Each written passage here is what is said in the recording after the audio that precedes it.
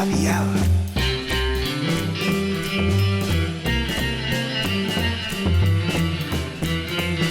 Night attacks happy hour.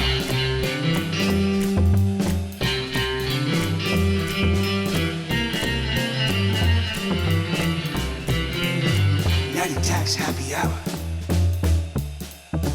Dig. Yo, it's Monday. How you feeling, Jerbs? Doing good, man. I got a question for you. Yeah. Do you remember movie tunes? No, what is that? I'm positive you've heard it. Okay. So remember when you used to, this is like late 90s, Yeah. before like everything before the movie was like moving images on the screen? Yeah, before it was nothing but like word jumbles that unscrambled to say Coke is delicious. Yeah. Well, so around when that happened, but the sound was always mismatched to it, right? Yeah, Like, it was or- usually or- like they would play like kind of like best of movie soundtracks or that kind of thing. But it was called movie tunes. Yeah. And there was like, I don't know why I had this. Oh, I was doing the PX3 Extra this morning, and James Bond's not coming out this year, so Regal closed all their things, and so I was playing the Billie Eilish theme to the new Bond song, and as I was fading out, I just had this instinct to just be like, "That's Billie Eilish." Oh yes, with of her course. song, Yeah. No Time to Die from Arista Records.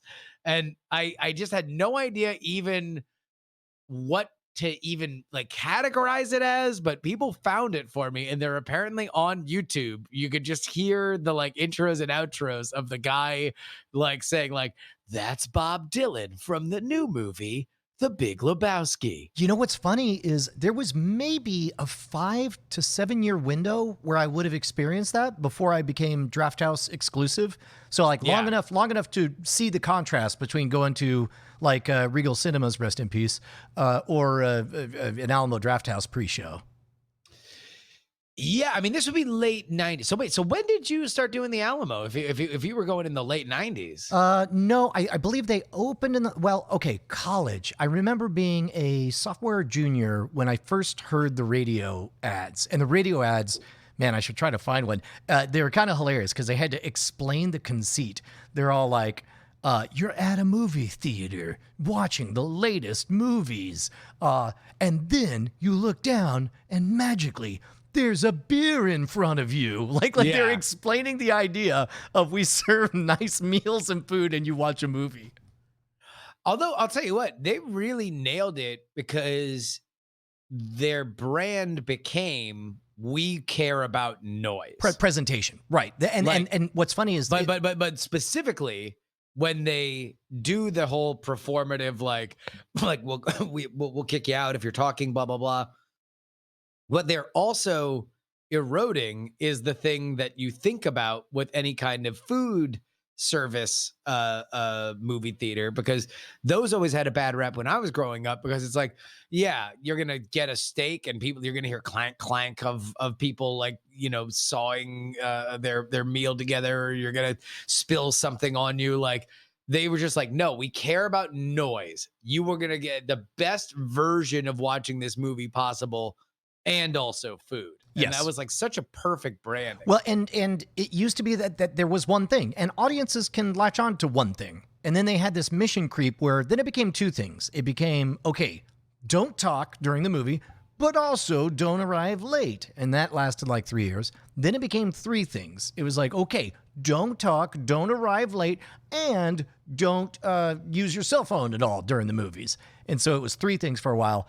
I went to a movie the other day, or the other month, the other year, last year, and in the bathroom, they have a code of conduct. I shit you not, Justin, 12 items on there. Now they have 12 things that you must not do. Really? And I'm just like, all right, you might as well have nothing now. I mean, it's like, it's a real bummer, because now all of a sudden the cool punk rock place where presentation was king, all of a sudden is worse than elementary school. Yeah. Yeah. It's a real bummer.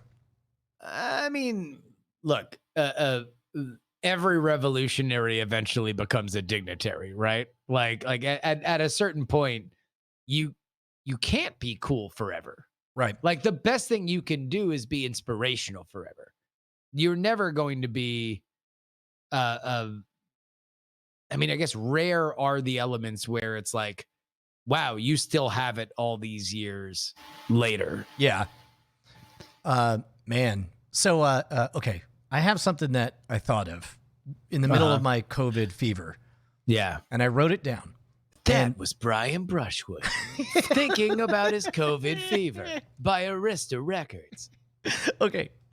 This is going to sound dumb, and I Okay. have no, and I'm burning this on a happy hour because I feel like it's something that's going to take a bit of time to get on the same page. Okay. It doesn't happen now because we live in an age of low flow toilets. But being A somebody, brilliant preamble. Okay. This is already great. I already love it. being somebody who grew up in the age before low flow toilets, I think there's a non-zero chance that you might have seen what I saw. And if not, then then maybe somebody in the chat had. But when I was a kid, I was very confused when I would poop, when I would look down into the water. And remember, Yeah. picture a toilet bowl, but more full than you now currently Yeah. experience them. So there's more water. Yeah. Did You really got a sploosh back in the day. Oh, sure, was yeah. there was a real kerplunk. Did you ever, as a child, poop and look down in the toilet and see the Cheshire Cat grin smiling back at you? Almost assuredly. In fact, you have awoken a lexicon within me that I didn't realize I was missing. That now replacing everything is just the shipwrecks of like, now it's kind of peeking up out of the waves. But yeah, back in the day, if we're going to understand that a healthy poop, like a poop log, looks like a banana, then of course you're going to get the Cheshire Cat grin every once in a while. Oh, no, right? no. It's not your poop. It's what it is it is the reflection of the, okay, so if you're sitting on a toilet, Sitting on a toilet. then it's What is that at now? I wanna just check it's out what he's dark. sitting It's on. dark inside the toilet, but there's a reflection on the water. And the only light that gets into the toilet is the scoop of the back of the bowl, because you don't cover up the whole toilet when you're a kid.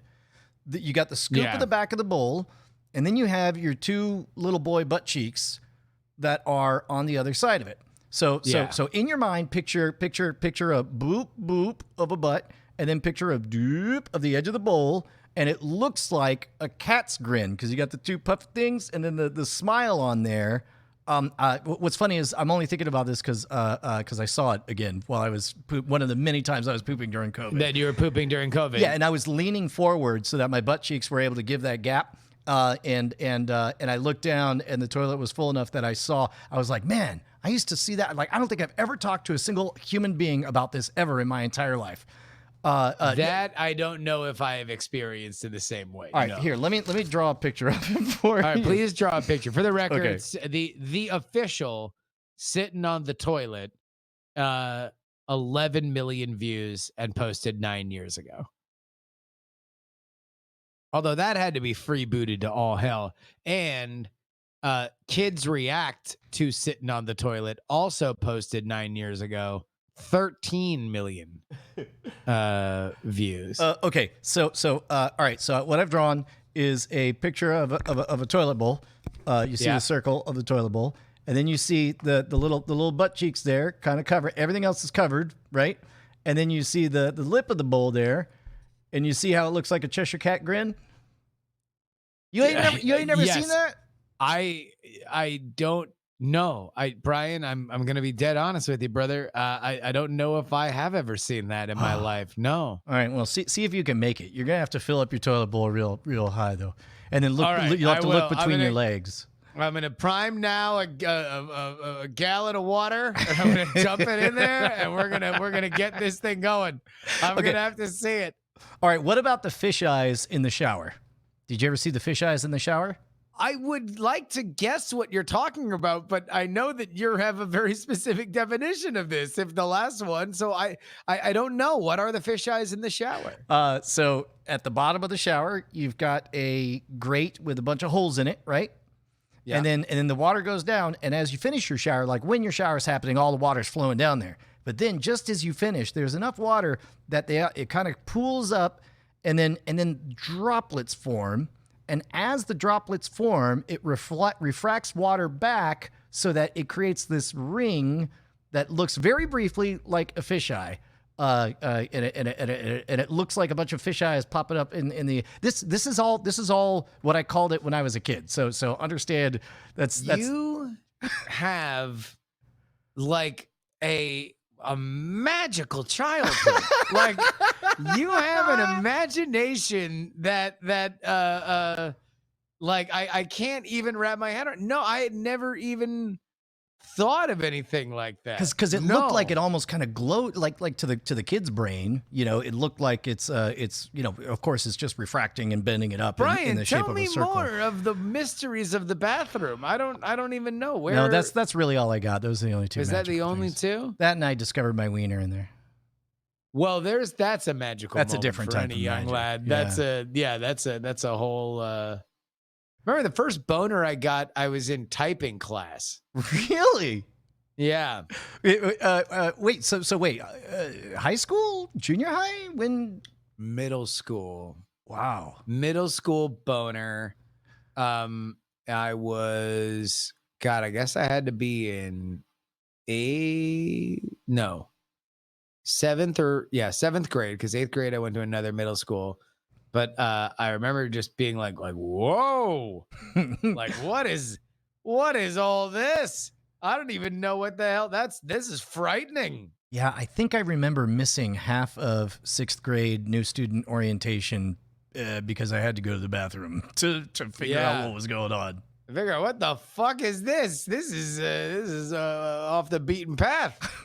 Soon to be the beaten path. Well, I mean, you don't even know, right? Like you're just like, oh, geez, I guess. I mean, I guess I don't know. I mean, do kids just kind of know more about this, or is it just like kid brain that like doesn't really understand it until the hardware turns on? Like you can get all the software you want, but you're not going to even know what the hot hell to do with it until the hardware turns on. I mean, I don't know, man. I can't decide if it's better or worse that the kids have the internet now and they can at least get answers to this shit easily. Like I remember it wasn't until the end of 7th grade that I discovered this big book of health that had a whole chapter dedicated to line art drawings of sex and sexual positions. And it had a preface at the beginning that says, hey, a lot of health books are going to pussyfoot around this shit. We're not going to do that. We're just going to tell you straight up everything. And I was just like, fucking thank you. Because I have no idea what the fuck is going on. Yeah. Yeah. I mean, I don't think I ever really was denied anything. And I certainly didn't, I wasn't raised in any kind of household that would hide anything. Yeah, but I was too embarrassed to ask. Yeah, me too. Yeah, like I certainly had no desire to ask anybody about it. I didn't have a relationship with my family that I was like, hey, like, what do you think about blank? But at the same time, I do remember it coming together fairly fast. Like it was like from like the first boner, I feel like I got a handle on it. Wink, wink. Like around, gotta be within a month. Man, I was a bit starved for information. I was, I'm a little bit older, so it would have been a little bit earlier. There would have been more stigma about self-love and self-care. There would have been no internet, and like the gap between me getting my first boner and me finding that health book in the library at the school I went to, the American school in Norway, like I think it's a year and a half. So I had a year and a half of very confused. Let's keep this between me and me. I don't know what's going on here. Yeah. I remember it as something that was like basically akin to a caveman. Like it was just like, oh, this is odd.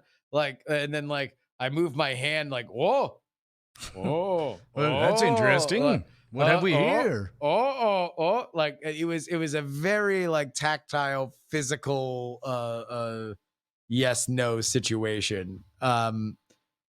But yeah, I don't know how we got onto this, but Oh no, we talked about the three definitely- magical things I found in the bathroom. the three This was magical number things. 3. Yeah. And this was number 3. Yeah. Oh, by the way, if anybody has seen the Cheshire Cat grin or wants to conduct an experiment to verify that I'm not crazy or try to look for the fish eyes, hit us up on Twitter or email. Yes, please do that. Please, please, please. So anyway, bathrooms. And now we move on from potty talk. Wow, 16 minutes in, we already got it. We already got to the first God, boner. it felt so good to shit all over the social dilemma. Like, and again, I mean, I know it's well intentioned, and I know you have to simplify messages for the general populace, but whoo boy, that reefer madness vibe. Like, I judge people. I don't like the when they fact that forward it it to changed. you. I don't like the fact that it changed my opinion of my friends. Like that's what I hate the message, but what I hate the most about it is that now I look at people that are like good friend. Like, all right, so the only time I ever went to any kind of libertarian like event, right? Yeah. It was this Reason thing, and I go, and it's through a friend of Andrew and I's, and it's just me. I don't know, nobody else there, and I'm just there, kind of taking everything in. And there's like this very libertarian like gathering soiree where there's like an open bar and people are like hanging out, and they're just like gathering, and then literally I think it was a Thomas Jefferson reenactor came out and read parts of the Constitution, and everybody was just like, yay, we're libertarians. So anyway, I'm in this circle with like a bunch of people, and this guy is talking, and he's like going on, and he seems like he's a charismatic guy, seems like a smart guy. And he's talking about all these things. I'm like, oh, that makes sense. And then he just segues into like, and that's why they killed Kennedy. Oh no!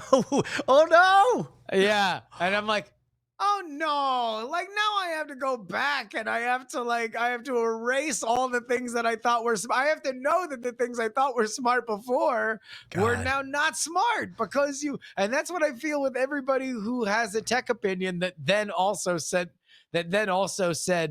hey, you should watch The Social Dilemma. It's really good. Right. Like if any of the facts part, because there are a lot of facts that it gets right, if any of the facts part are news to you, then shame on you. What do you do? You've been a fraud in tech for how long now? And then right. And or if you agree with the conclusion, then shame on you. What's with the reefer madness love? Exactly. Because like on one hand, if you don't know anything about it, then whatever. Like you're learning it in the same way that like, I'm sure if I really wanted to get into zoology and I got into the loose change of zoology, then a bunch of zoologists would be like, no, that's a bad thing. Right. Yeah. But at the same time, it's like, okay, well, I'm taking my first step into a wider world. So if that's where you're at, then that's fine. But if you claim to know about tech, if you claim to like care about these issues, get the fuck out of here. Like that is a terrible, terrible documentary. So if anybody wants to hear the full extended cut remix of this discussion, then I think we go for like 20 minutes on it on this week's Weird Things podcast near the end. Yeah. I did my favorite part of the documentary was trying to figure out where I knew the reenactment kid from. Oh, yeah. I never did figure it out. I knew I recognized them, but for the life of me. Also, what's up with that family where literally every member of the family is from a different ethnicity and they're all right? 35? And you keep thinking that it's going to be a foster family, but you're like, no, like we're so woke. We're not going to explain why the United Colors of Benetton are all at the same dinner table. Like, And they're all so old. and they're all old. And like, and then also like, didn't you catch like there is like these moments because everything's so melodramatic where you kind of think that like, wait, are they supposed to be brother and sister? Because there's kind of like a crush thing like going a on. dynamic between the two of them. Yeah, it's like, what the fuck? Like, it's just the layers of horse shittery on, and then like they introduce, because apparently like a jar isn't a good enough concept. They have to introduce as a theatrical conceit a super jar. As seen on TV product called a jar lock or something like that. A super jar, right? Yeah, like an amazing mega jar. And just so they can show that, like, oh, this isn't just your kid. I guess because maybe it would not be as impactful if a petulant child just broke a regular jar. I don't know. Instead, they have to break a mega jar so it feels more important. I actually did like the conceit of, if you want to not participate in the red state, blue state thing, but you wanted to tell the story of how people get radicalized. I did like the idea of the extreme center. And I did like their signs that say, no vote, no problem. Like all of that sounded like, hey man, sounds like we're the radicals. I know. I'm like, shit, where do I subscribe? This is awesome. Oh man. Yeah, I just. Oh no, you want to know where he's from? Do you want to know, or you Yes, just want to have that I do. linger forever? Nope. Righteous Gemstones. He was the young kid, the young son. Yeah. Yeah, you're right. Wow, I totally missed that. Yeah, Danny McBride's son. Oh, that's great. But yeah, it was just Oh my god, the jar killed me, and then the like. Him strung out, like she kicks open the door and he looks like he just OD'd on heroin, and it was because he was checking his on feed. my phone too much. It's like, God damn it, Billy, this phone is tearing this family apart. Like, well, and then also that he can't. By the way, if you're an athlete, the point of like athletics is either camaraderie with your friends or fame and glory, right? On whatever level, on like even on like the high school level, everybody knows you as Johnny Football Hero, and so you have social status beyond what you would do otherwise. The fact that they're like, hey, Johnny, are you gonna go to your basketball practice or whatever? I forget what the sport he's playing, and he's like, no, man, I'm checking my phone too much right now, and like. It's like, are you understanding how much athletes check their phone? Like, that's like the worst thing you could do. Like, to have him like knock off not playing athletics, like because he needs to check his phone. People play athletics so they can check their phone about the cool thing that they did while playing athletics. So they can see the dailies, they can see the reaction. Yes. They can have the equivalent of watching people clap for them or whatever. If anything, it's the opposite. It's like more kids are probably in athletics because they watch their favorite athletes post these fucking highlight reels, and they want to make their own highlight reel. Well, and also it's just again, they get the dumb argument of of the human mind is not evolved to process all these likes and dislikes. It's like, are you telling me that literally every celebrity in all of history was broken and that nobody can handle this? Like, it's insane. I mean, yeah. Beyond, again, it's just, I don't think people realize how close. I think that this is not intentional, but I don't think people realize that you are just one little Goebbels two-step away from actual eugenics arguments when we start getting into what and what not the human brain is evolved to do or understand. Because, spoiler alert, the stuff that the human brain isn't evolved to understand is just screeching nonsense that we're like, no, I don't want that. It's like, the human brain is not evolved to process HDMI. It's like, yeah, so if I stick an HDMI cord up my nose, I don't have a television screen, like an image pop out of my eyeball. That's what we're not evolved to do. If we know and understand it, guess what, dicks? We're evolved to understand it enough that we can then make our own societal judgments on it. I don't know. I just want to pile on, but I probably should. I'm trying to think if there's any other specific points in there. The jar was the funniest thing. That the eugenics argument was the next. But then beyond that, it's just, I think it's garden variety bitching about And like they definitely overstep. Like I think at some point someone says, "And this is killing people," and it's just like, and like there are basically two facts that are eye opening, both of which I think all of us were familiar with before, but that do make me happy that there are some factual takeaways that, you know, your mom, your grandma probably should watch it, you know, and yes, they'll become hysterical, but it'll get them off of Facebook for 5 fucking minutes. What a fucking disaster garbage fire of a company. Well, I mean, hate them. That's the question, though. Will it? Or is it just probably designed? won't, but at least you'll just speak. At least they'll hear it once, and then when you say it again, no, what they're gonna do? They're gonna go on Facebook and say, "This is terrible. Everybody should watch this thing," and then they're gonna get sucked into an argument about COVID because somebody's uncle is gonna say something in the comments. It's literally like the exact cycle of behavior that they're claiming to not want. Here's the other thing that bothered me: the fact that it's like low key, a like pilot for this dude that is like giving his speech, and you like watch him rehearsing his speech, and you also see him giving it before the audience. You see, like, that's the intro conceit, and then they show him delivering it. But it's like, who the fuck are you? Well, I mean, and why do we care about his look? The information, sure, get the information out, right? Like, you know, that is what it is. The information that you have. I happen to think your information's stupid, but like, why? Like the fact that all right, here's my last thing. I kept thinking during it that you could do a version of this about any medium. And I was thinking about like what the like version is for television, when you would have like same setup where it's like, this is now every fucking documentary has to have the 5 seconds before they actually start recording, and it's them like sitting down and fidgeting with their mic and oh, where to begin? This is the hard part. Yeah, exactly. Right. So that same thing, but it's like, I was a screenwriter for. I was pooping when I looked down, and between my legs, I saw the Cheshire Cat grin. It's like I was a screenwriter for Airwolf, 1987. And I was specifically directed, and this is what you learn to do in this profession.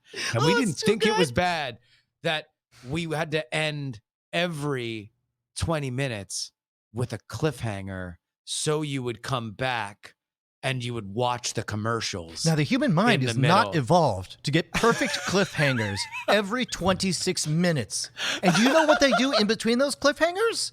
They run ads. Other Bouncy, companies, the quicker picker upper, and it's just like the super cut of all like the Keebler elves. And at like, the exact moment you're thinking of you look at your blood pressure, it's rised. You're engaged with the story, and then that's when the evil corporations swoop in, and that's why radio, the human mind, is not ready for radio. Do you think voices from 1,000 miles away is natural? No. And then the next level, and then when people stop doing that. Another one, this time it's, you know, somebody that legally isn't Katie Dirks.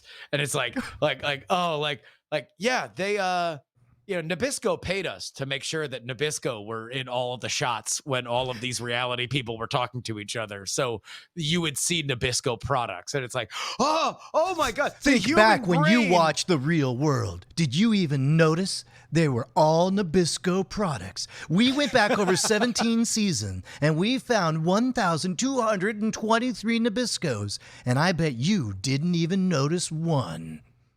And then meanwhile, it's another version of the stupid reenactment of like, except this time it's TV people like, oh, 18 to 25-year-old demo, put some boobs on television. Okay. Increasing boobs. Cameras ready, sound ready. Oh, hold on. It's me, the branding manager. Could we scoot the Nabisco just a little bit more into the shot? Oh, yeah, sure. I love money. Okay, let's go ahead and manipulate some minds. Somebody get drunk and chew out their girlfriend. It's just, it is like, I think on a larger meta level, it is just a sign that we are all the main characters in our own story. We are always biased to being there, no matter what, good or bad. we are biased to being there, and we want to always value the things that we were there for. And so now we get to say, oh, I was there when the world was breaking apart because of Facebook. Well, that's you want to be there. You want to be Yes, able to exactly. say, you want to gather up all them stories. And of course, none of them age well. They're all dumb, and you're embarrassed that you participated in the hysteria of every single one of these. And then you go forward. By the way, the cure for the social dilemma is for everybody to listen to the Pessimists Archive podcast. It's fantastic. They just go through past hysterias and read you the articles from the time. And it sounds awfully familiar. You start to understand like that's what triggered in me watching it, is just like the familiarity of all of these arguments. I'm just like, no. And it didn't help that, and I mentioned this on the Weird Things podcast, it didn't help that the one example that they started off with was an entire hour-long episode of the Pessimists Archive about the bicycle, and the guy specifically says, nobody freaked out when the bicycle came out, and it's so dumb. Because they did. Because spoiler alert, somebody freaks out about everything. And guess what? People are going to freak out more about the things that now that nothing goes away. Like the Pessimist Archive doesn't have access to every single thing that has been published on a level that we're going to have going forward, because like now we just can do it in a lot more excruciating detail. God, I don't know what it was, man. It just hit like this like cluster of just things that I am annoyed by and just exploded. It also didn't help because normally Ashley calms me down because I often get bothered by things. I often get bothered by things and start getting saucy about it. And normally Ashley's like, just shut up. It's fine. Whatever. Not everything is the worst thing in the planet. Ashley was annoyed. Oh, that's Ashley great. was like, this is the dumbest. That's so awesome. Here we go. I got to, it's pessimists.co. Some of the episodes they've done, they did the Telegraph. They did Forks. They did an episode on how people were saying Forks was the end of things. Birthday parties only became a thing at the beginning of the 20th century. Did you know that? I did not know. Yeah. People were freaking out about teddy bears. They said that that it was causing people to actually, just listen to all these scooters, faces, comic books, of course. I remember, that's where the Comics Code Authority comes from. Oh, God. Yeah. Elevators, I thought were unnatural.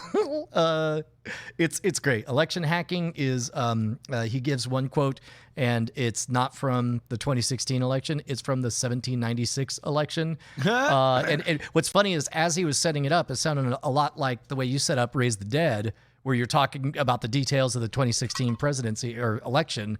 And I'm like, oh my God, is he going to do Nixon Kennedy? And instead he leapfrogs by 200 plus years and goes all the way back to the birth of our country. Yeah. I guess winning is boring. Go on. And divorce ourselves from the micro, right? And let's look at the macro. We're in the greatest golden moment in civilization ever. Yes, by all metrics. And let's step away from how we feel. Yes, we are anxious in general, probably more anxious than we were 40 years ago. So let's take anxiety off the table. By every metric, we live longer, fuller, more satisfying, happier, healthier lives with more vacation time, more time with our family. We read more, we experience more, we have fuller, better lives than at any point in all of human civilization, full stop. And if you're in the civilized first world, then you are in the top percent of the top 0.1% of, or 0.00001% of all humans in all of history, full stop. We're also less violent than we've ever been. And the 20th century was the least violent century in all of human history, and that's including World War II. And by all measures, the 21st century so far has been even more peaceful. Like, just think about it this way. If you don't think that, temporal vortex opens, you and your great grandfather or great grandmother are on either side of it. And now you both have to answer, will you trade places? Yeah, right? Like, just understand you're the only one thinking about a choice because the other side, they get to see the world in front of them. They're going 150%. It is up to you to decide what it is. I'm answering in the chat. Somebody was asking for sources to everything I just rattled off. And basically everything I just said is either in Better Angels of Our Nature by Steven Pinker or The Rational Optimist by Matt Ridley. Mm-hmm. And they are very, very well sourced. Yeah, but I guess at a certain point, it's like, I mean, maybe it's our own human distrust, right? Maybe it's we don't like the fact that it's too easy that we can communicate with each other. We don't like the fact that that we are as free to communicate with each other. I don't know.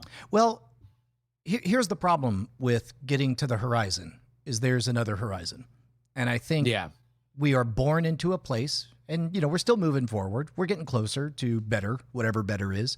But no matter where we are, we could still see the horizon. So like, think about the stuff we want now and think what kind of nonsense that would sound like when we were children. Like you couldn't even make sense of what we're hoping for in a world pre-internet or in a world, where communications or abundance, we are now on the last generation's horizon and we see the next horizon and it'll be up for our children to do the next part. And, we're clumsily marching forward and we haven't stopped. So it's hard for me to want to buy into any hysteria just because you know what? Here's the reason it's hard for me to buy in is because it's fun. And very rarely is the fun option the smart one. Yeah. Yeah. And I guess that might be that baseline mistrust that I'm having a hard time kind of identifying is that we feel like this is just a bad bargain. Well, and like think about how good it feels to say shitty things on Twitter. Very rarely a year later do you take exceptional pride in that social media tattoo that you got that, maybe is a bad look. Like all the people who are wishing death wishes to the president. I'm just like, what are you doing?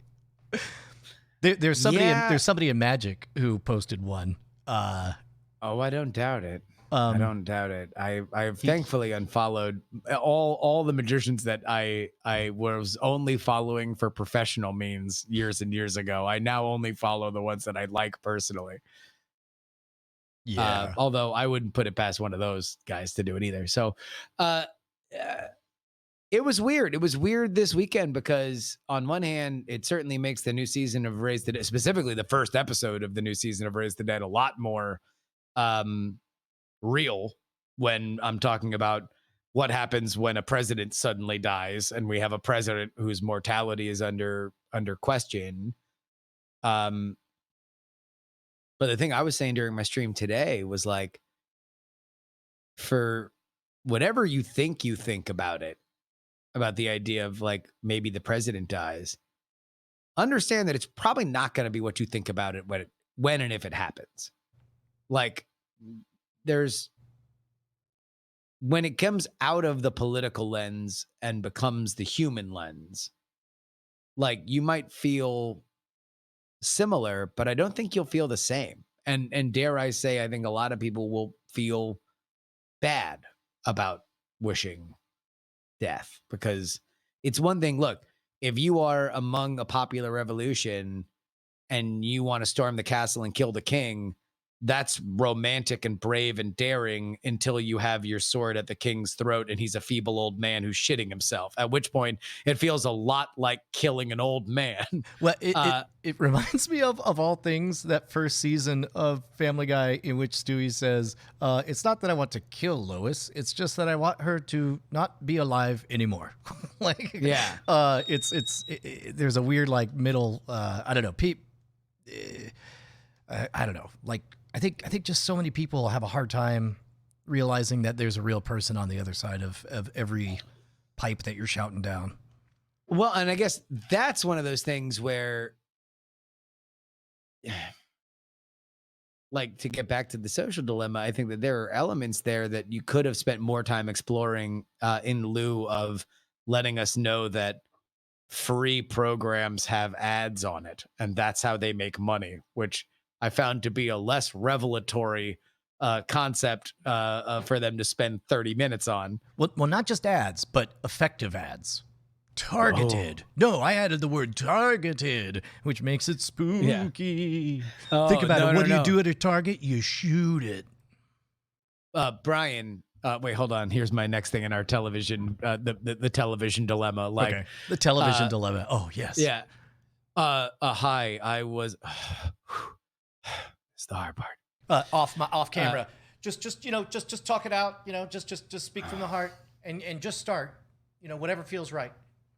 I was a radio market researcher for the top 13 markets in the country, and I would sell syndicated ads based on how we would map an average person's day. So if you're in the morning, we know that you're on your way to work. If you're listening in the middle of the day, we know that you're probably looking after the kids. So if I'm sorry, just to be clear, you Yeah.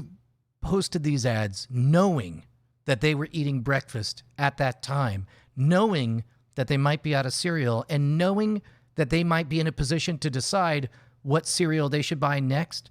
Knowing all of this, you specifically chose that time to run your ad when they were most vulnerable. And what's more, we would play the ones with big, loud sing-along songs that would get kids singing along at times where we knew that children were watching, so they would be bothering their parents. Smash cut, a kid screaming a song and punching an old lady in the face. Narrator voice comes in. Think about it. Have you ever been watching Nightline and seen this commercial? No, they never run it at that time. Why? Because you're not eating cereal then, but you are tomorrow morning.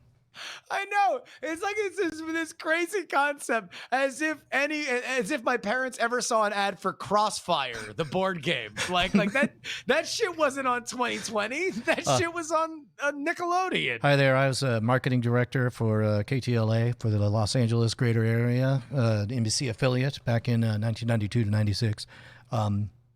We don't talk about this a lot, but when we ran ads for LA businesses, we only ran them in LA. Nobody in New York saw those ads. We specifically chose to only show them to those people who were within driving distance of these establishments. Oh my God. Oh my God.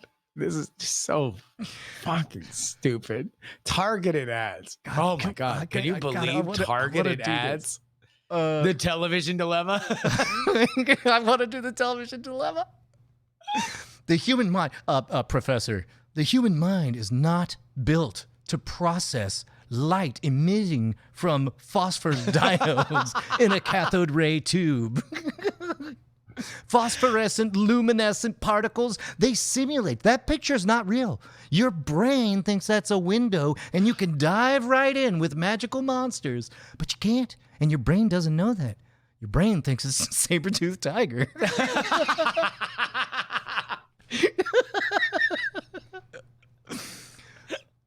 And it's just a child. The reenactment is just a child who's just like every once in a while involuntarily like, ah.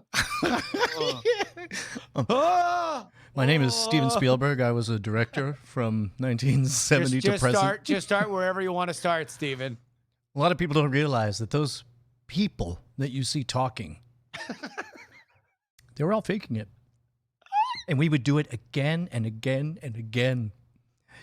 I've seen people brought to tears by things that never happened. Do you think that's natural? Do you think that's what we're evolved to do? Would you say that when you were telling them to say fake things that they were reminiscent of real conversations? Yeah, but they were fake.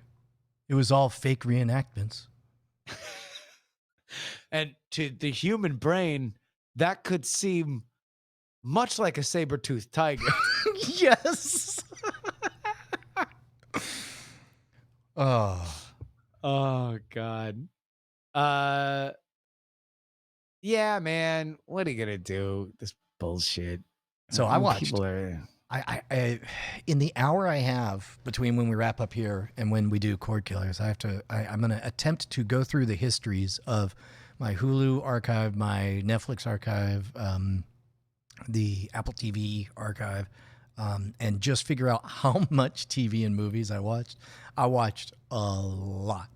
I mean, you ripped through all of Apple TV. Like, I don't think that there's anything on Apple TV that you have not watched. I guess Tehran. Tehran is the last looking like a good thing that I should check out. But I did watch all of Mythic Quest. I finished Ted Lasso a second time, all of Ted Lasso. Oh, really? I finished Ted Lasso over the weekend. What a charming little show. I loved it. It's just so charming. I spilled the beans to Brett that you said you can't stop thinking of him the entire show long, and he was fine. Deeply, deeply flattered. He thought that was the greatest thing that he ever heard. I think I made his day. I told him to his face. He deserves to hear something like that from the horse's mouth. He's great. The Mythic Quest is a slower burn at the beginning, but it sticks the landing. So it's like the last 3 episodes were so good of Mythic Quest that I felt good about the whole series. Where is it compared to Silicon Valley? You know what? I've only seen like 3 or 4 episodes of Silicon Valley, so I can't speak to it. So Silicon Valley is, Office Space with modern references about the bizarre world of. So instead of suburban Office Park, Texas, it's Silicon Valley and all the crazy money that's kind of flying around there. Yeah. Man, I don't know how else to describe it outside of there's no bust out loud laughing moments in the first 3 or 4 episodes.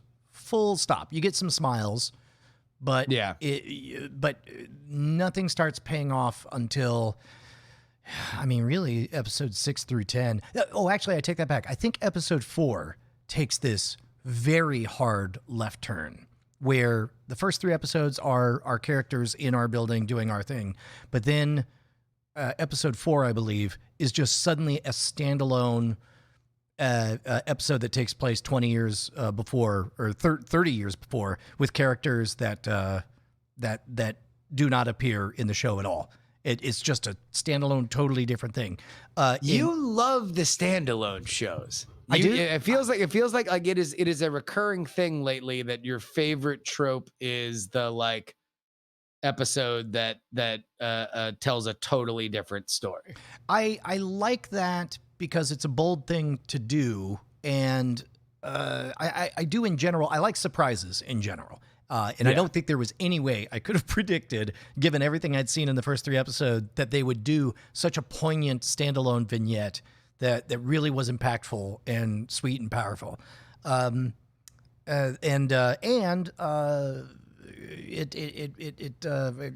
guess that's all I'm going to say about that for fear of spoiling anything. But man, if you decide to try Mythic Quest, just know that you're not going to get much out of the first 3 episodes. After episode 4, you'll enjoy that for what it is, and then after that, it's just a steady linear ramp of getting better and better as they land more and more things that they quietly set up without you really noticing. Hopefully, without you obviously noticing early on. Yeah. So, I did ICS yesterday, and we were talking about The Vow. Oh shit! I have to get caught up on that. I haven't watched any of The Vow. The whole time I was sick, I didn't. Walk, don't run. Okay. Because that's sure as fuck what they're doing with the story. So why would it? I swear to God, this latest thing that they do is just take the 15 minutes that they should have just put all together into one episode and then fill it out with yet another lady who was there and left, and they're all the same. It's they're not measurably different. It's I met him when he was a blank, and then he was a little creepy, a little weird. I either did or didn't sleep with him, despite the fact that he made overtures. And then I realized that something was wrong, and I tried to fix it. He didn't take that well, and so I left, and they hate me now. Just that's the template for every single just episode. Rinse, repeat, and rinse, repeat. And sometimes they're older, and sometimes they're younger. Sometimes they had a baby with him. Sometimes they didn't. It's like the same thing. Although they finally got the lady out of her house drinking Pinot Grigio. They finally got her out of the house. Oh, wait, you're talking about the shitty reenactments of obviously fake. I think we should get her out of the cult. What do you think? Yeah. So I'm enjoying these Nabisco brand wheat thins. How about you? I'll tell you what, if you think that the following tableau defines sympathy, a rich person driving in a luxury car and having a conversation on a cell phone, if you think that evokes maximum sympathy, then boy, will your heart bleed all over your shirt watching The Vow, because there's a lot of that. Man. Anyway, I was bitching about The Vow on ICS, and Matt brought up, do you think that The Vow is 9 episodes, not because they are running their own con as to how to make the most money off this Nixium story, but rather because HBO was like, with all this stuff getting shut down, we're going to need to stretch this stuff out. You can't really stretch out Lovecraft Country because those are things that have effects and everything. But maybe you can just give us all the deleted scenes. Is a documentary inherently easier to? I mean, because each episode at least seems to end with a chapter bookend. I guess the documentary is inherently easier to recut than an action, horror sci-fi show. I mean, having only done my own documentary stuff, yeah, I know where I could fill shit out. It's like literally the way that I would fill out anything is just, this thing that I cut, explain it. Just put it back in. So part of it is like you're cutting stuff down to get it into a perfect form. But even if you just have a fatty cut and you want to expand it, like just explain more. Just explain more background on these concepts. And when you're dealing with a cult where the fascinating elements are always going to be what happens inside. That's what we want to know. We always want to know like what the behavior is. Then you have no end to it. 5 years ago, I would have said that's too un-HBO of a move to make, because HBO has always prided itself historically on the quality of its presentation, back when Game of Thrones was good and all of the stuff that came before that, The Sopranos and so on. But of late, I don't know if you've noticed, Justin, HBO is doing some very un-HBO moves. So like right down to watering down and diluting its brand with HBO Max that people still tell me, because it's HBO and Cinemax. It's like, no, Cinemax isn't even on there. It's not even on it. Yeah. I wouldn't count anything out now. Yeah, it's crazy. 9 episodes. I don't even know where we are now. But it sounds like they haven't got any closer to busting him. We're not getting the story of how he got taken down. We're not getting the story of how he got. Do you want to know where last night's episode ended? Yeah, go for it. She walked into the police department. Oh, Christ. I missed literally nothing. No, she walked in. It took her an episode to leave California, get papers together, and then walk into the police department. That was the entire episode was her literally getting papers together, talking to a lawyer, and then walking into the police department. That is amazing. Holy shit. Although the one thing that was good is that you do see what Nixium started as, which was a multi-level marketing scheme to buy cheap paper and business cards. What? Yeah, that's worth it. You see great. the like 90s ass like it's like the Collective Buyers Club, Oh, And that's it's like, awesome. only when we're all working together can we get the best prices. This is on before it these became things. the collective bangers club. Well, apparently he had a wild hair then, but it's past that it gets into more of the new agey, like unlock your hidden success, because the other lady was an NLP person, and so you mix the like MLM level that he was going on, and then you were like, well, why do you even give a shit about buying cheap paper? That overlap between MLM and NLP is and the success guru scene is unreal. Like it's I mean, it's one of those things that I've always been fascinated by your fascination with that realm, because like on I can't look at that stuff and not be like, danger. Like there's like, this is like literally designed to, maybe it's just me trying to being guarding against my own personality or whatever. Like, keep in mind, part of my fascination was in a world where quitting your day job at the height of the dot-com bubble in May of 1999 equals like literally not one human being in my life outside of my wife said, yes, this is possible. You could do it. this is a good idea. Maybe yeah. CJ. Not even it's a good idea. Like it's possible. It is possible to make a living. And literally nobody said that except for any of the success audio programs that I listened to. And Gotcha.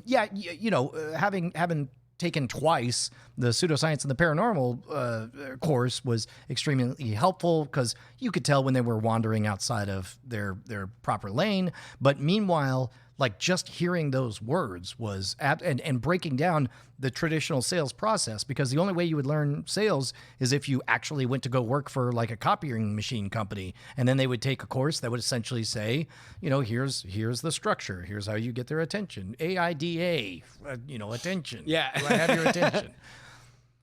I guess, yeah, no, that makes a lot of sense. And that really kind of belies how important Andrew was in my life, because I had somebody in my life that was making their own money and doing their own thing and basically was able to carve their own thing out. So it's like, not only did I go work for him, but he was also a thing where, like, when my cousin told me who had gotten me the job in New York, when I told him I was quitting, and he told me, what are you going to do? Go join some dog and pony show in Florida? And I immediately said, I'm naming my LLC after that, because fuck you. Oh, really?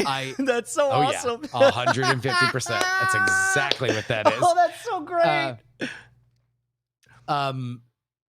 I at least knew, like, oh wait, let me look at Andrew and then I'll look at my cousin, and Andrew's happier. I would rather live a life like him than my cousin. And it was, examples matter. And I guess in a world, in a not pre-internet, right, but certainly pre-ubiquitous internet culture, like kind of way, where you couldn't just fall into a YouTube hole of, motivational speaking without it being like, and now come to my seminar. Without saying like, and you could buy in at this exclusive rate. Yeah, because now that's a whole cottage industry, just like people that are positive. Yeah. Well, and also, like, I had no other voice in a pre-internet era. I had no other voice that would say that would explain to me why everyone else in my life was so fast to condemn the action. And of course, it's because it's unpleasant for them for me to leave the same job they have and experience success. And to insulate against that, the safest thing is to shout how it can't work and basically project your beliefs and the reason you're staying at your job onto me, because then that will protect you from pain in the future if I happen to be successful, or maybe you'll get me to give up or whatever. They call it the crab in the bucket, where you throw a bunch of crabs in a bucket and they can easily crawl out, but the moment one gets up, the others pull them down. Yeah, and there was no place for me to hear that outside of those success programs. And that's the crazy thing is, in those moments, the people that are saying that to you are often couching it within themselves as like looking out for you.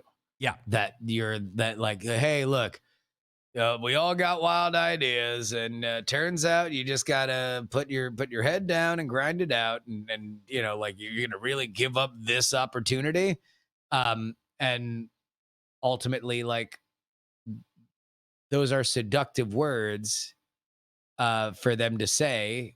There's a lot of underpinnings to it. And for you, you know, if you want to go out and do something that's off the beaten path, that's really what stepping out into that chasm is. So I totally get where it's like, all right, well, even if it's just me, like, going back to my friends on tape, like, you know, like they're if they're the only ones who are giving a fuck about me and what I want to do, and giving me actual advice and not just telling me that this is a horrible mistake, then hell yeah, you're going to build up some loyalty to that, especially if it works.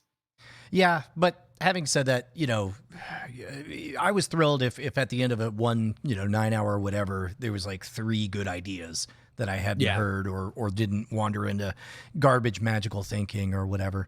But anyway, everyone go watch The Social Dilemma. Hate watch it, and then listen to the Pessimist's Archive.co. Yeah, baby. All right, guys, we'll see you tomorrow. Yeah, Raise the Dead Season 2 out now. Oh, it's out? Oh, dude, I know what I'm listening It's out now. Yeah. Oh, hold on. There we go. I could do this. There we go. Hey, I did it. Happy hour.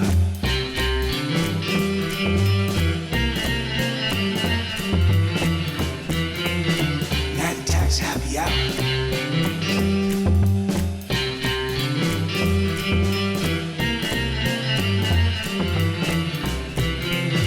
Night Attacks Happy Hour. Dig.